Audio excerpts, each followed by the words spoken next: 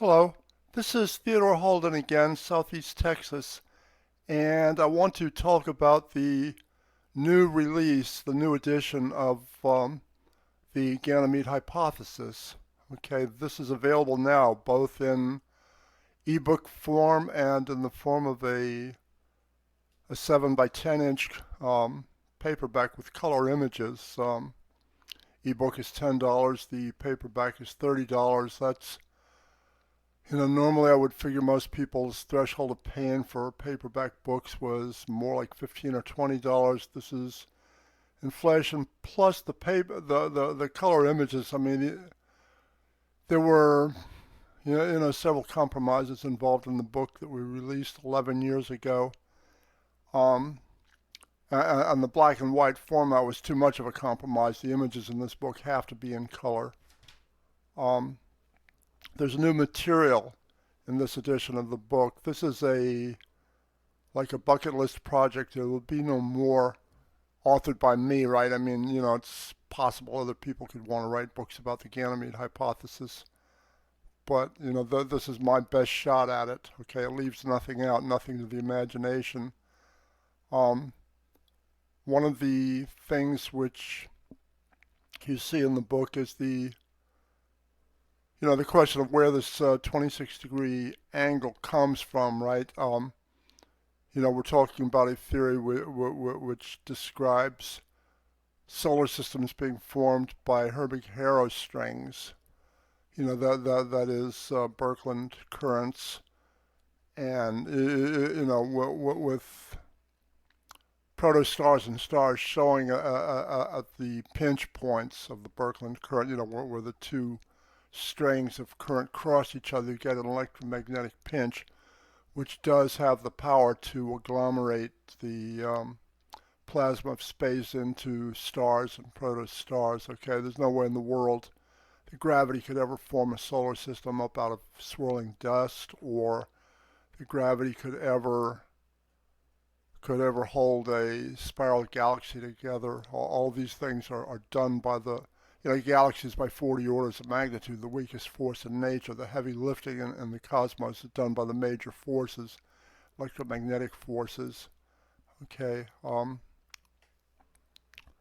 Herbig-Haro strings are generally straight. I mean, the original Herbig-Haro string that formed our system was eventually bent at something like a 26-degree angle. That's where this roughly 26-degree axis tilt that we get, like with the members of what had been the Saturnian part of the system, Saturn, Neptune, Mars, and Earth, where that comes from, right? You need an explanation for that, and the explanation is a good one. You've got a question of this electrical water bridge that Don Scott basically advocated. Right now, that's the only theory that I've seen so far that answers the mail, for explaining how you would have gotten humans and other aquatic mammals from Ganymede to Earth. There's no evidence whatsoever of the earliest humans on Earth being spacefaring or having technology beyond, high tech to them was an ladle, right? They didn't have anything beyond that. They were culturally sophisticated. They were not technologically sophisticated. They were not spacefaring. So you need some kind of an extraordinary process to get, creatures being transferred from the one body to the other body, right? And that extraordinary process was this electrical water bridge. And that says that this water bridge has to be a third basic idea, that you have to understand. In the past, I've said that the two main ideas that you have to understand in order to understand human origins, right, and origins of our solar system, were going to be axis tilts and eye sizes, right? Well, the water bridge is a third major idea. The other aspects of the theory have to respect the requirements of the water bridge. Now that says several things. That says that Earth and Ganymede have to be on the outside of their respective systems. I mean, the systems before this transfer had to have been lined up in such a way that, Earth and Ganymede would be the two things that came close to touching. I mean, when you have this near capture event originally, right? It says that the original approach for this near capture event had to have been totally straight. You can't have the Saturnian system approaching the Sun-Jupiter system on a spiral approach, as has been surmised earlier, and you couldn't have that water bridge if that were what happened. I mean, the approach has to be straight on, originally at least. There's a question as to the Shamash alignment, the original Saturnian system alignment, and what all was involved, right? Now you've got people who have advocated like a Saturn, Venus, Mars alignment. I view that as impossible. That just, and this is something I missed like 11 or 12 years ago. This was the question of Jupiter and Venus having almost exactly the same axis tilts, right? Now, the wiki pages in those days were giving the axis tilt of Venus 177 degrees, which you have to think of is, I did manage to figure this out before they started showing the axis tilts of Venus as 3 degrees. But what you're really talking about is the distance from the angular distance from a perpendicular to the system, to the plane of the system. And if you look at it that way, then Venus and Jupiter have the same axis tilt within less than half a degree. Right? Now you add that to, Velikovsky's unambiguous statement, that Venus had been ejected from Jupiter, not from Saturn, and also to the question of us having another body in our system, which is Neptune, which answers the male, which has this this roughly 26 degree axis tilt that you need to have been part of the Saturnian alignment. Okay, so there just isn't any way that that you ever had Venus being part of the Saturnian alignment. Now, what you really had, I believe, is something very close to that, which happened. You see, the Shamash alignment was antediluvian. I believe you had something shortly after the flood, where you had Venus having been created at that point, right? So in other words, you had Jupiter and then these Galilean moons, including Ganymede, and then you had Venus sitting there off to one side or something. And when you had the second approach, right, now at the time of the second approach, the Saturnian system had been knocked off of the axis, by the first approach, right, by this near collision that you had been knocked off of the line of the original Birkeland current, right, the original Herbig-Haro string, and had been separated away from that line and off at a 26-degree angle from it, right? The analogy that I use and that the book describes for what caused that was basically what you see when you get train wrecks. When you get, like Colonel Crush and his, Scott Joplin, the Crush Collision March, right, where you have trains running into one another, and you have train cars which cannot proceed, which can no longer go forward, you end up going outwards, right? So that you get these kinds of angles, and that I believe is what happened. In other words, the electromagnetic collision that you had, at the time of that first approach. At any rate, that would have knocked the Saturnian part of the Herbig-Haro string off away from the axis of the Birkeland current and into a 26-degree angle, which ultimately becomes the axis tilt of these bodies, Saturn, Neptune, Mars, and Earth.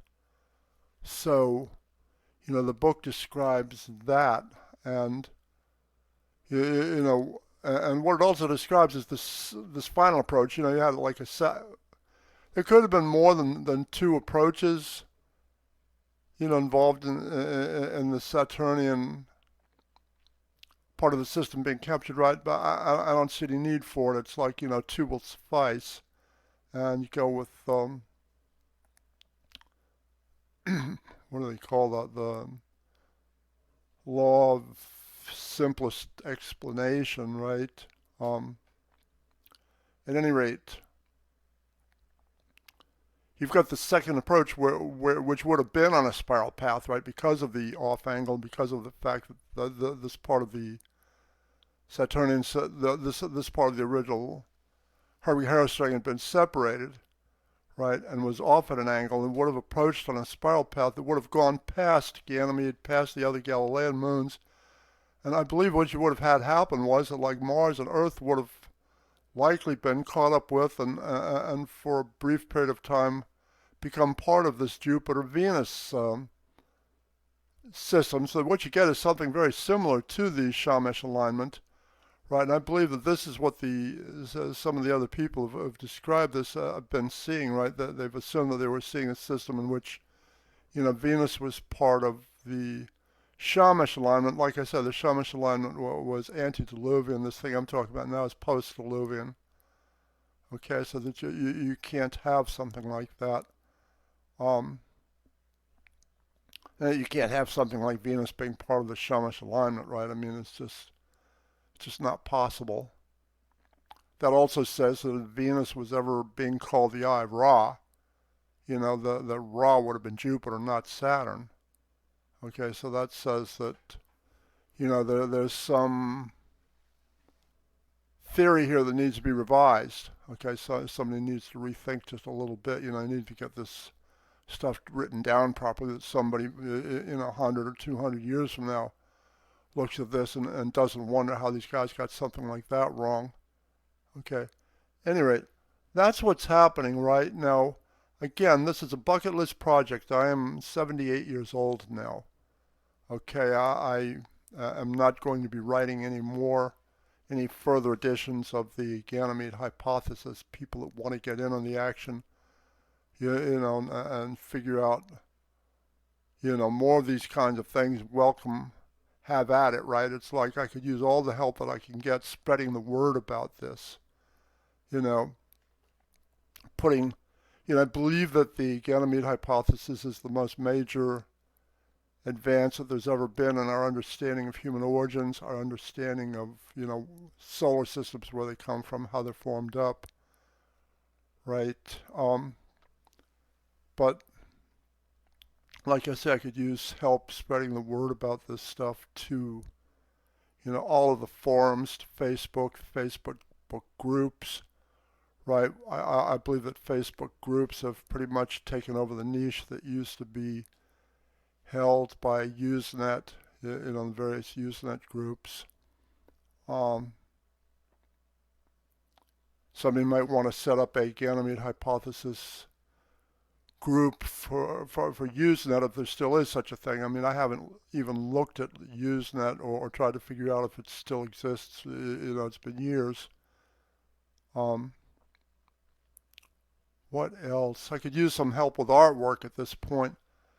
I need a picture that I don't have. Okay, it's like when you look at the alignment that I'm proposing now, and what you see is that, like, the images that Troy McLaughlin and others have drawn of this Ganymede Hypothesis system have assumed an orbital system, and I don't think we're talking about an orbital system, at least not early on, not prior to this original transfer event, right? This first approach. I think you're looking at a linear system. I'm sorry about the t-shirt here. I mean, I don't spend a whole lot of money on t-shirts, right? This is supposed to be like a Maltese cross. At any rate, Crusader cross. At any rate, I'll try to do better in the future. Any rate, what I believe that you might have been seeing when you're standing in Ganymede, looking towards, the other Galilean moons and Jupiter in past ages, I think you might have been seeing an outer rim of the sun, and then Jupiter and possibly one or more than one of the other Galilean moons inside this this outer rim of the sun. Okay, so that Ganymede likely would have been shielded from direct sunlight. You know, you're talking about Jupiter being up like about where Venus is now. I mean, that sort of distance from the sun, you know, originally, right? John Cook spelled his name J-N-O, spelled his name J-N-O, claimed to have done calculations putting Jupiter like about 0.7 AU. That would make Ganymede a sort of a hot place. I mean, half of the time, right, if you had an orbital system. But again, I don't think you had an orbiting system. You know, a couple of these pictures that Troy has drawn look like hellscapes, and I don't have any picture of Ganymede being a hellscape, you know, like before, during the heyday of Ganymede, right? At any rate, that's what all is happening. Like I say, you know, I'm doing all of this with very little in the way of resources, and I could use some help here. A couple of things. If there are any artists in the audience, like I say, I mean, I could use at least the one picture, which would be similar to some of the pictures that you get in the book, toward, you know, in that section that you have illustrations, right? But assuming a linear system, assuming a system where you're seeing an outer rim of the sun, an outer, you know, it might be flaring and might look exciting and all that, but still you're just seeing the outer rim of the sun, and then you're seeing Jupiter, and then you're seeing, you know, like possibly Europa and one or two of the other Galilean moons, right? There's still some work to get done here. It's like we've got like we've got the YouTube channel here. It's Ganymede Hypothesis, right? I've got like a website which is called theganymedehypothesis.com, right? Which has links to the Amazon pages, you know, like for the new book, right? You can just get on Amazon.com and do a search on Ganymede Hypothesis, and those links will come up, right? Like I said, it's a book which is as interesting as I have any ideas about how to make it, right? It includes every piece of information. You know, there's no compromise as far as what gets included, as far as you know, how the book is laid out. There's a section in the front which is called Basic Ideas, which is about 30 pages. If somebody doesn't do anything more than read those 30 some odd pages, I think it's about 31 or 32 pages at any rate, you'd have a pretty good idea of what I'm talking about, right? I mean, you wouldn't have to sit there and wonder. The rest of the book talks about, you know, the Earth and Mars and Ganymede in past ages, and, you know, this multi-planetary civilization that you had prior to the flood, prior to the catastrophes, right? At any rate, that's what's going on. I appreciate it, and, you know, there'll be more here. Take care. Bye-bye.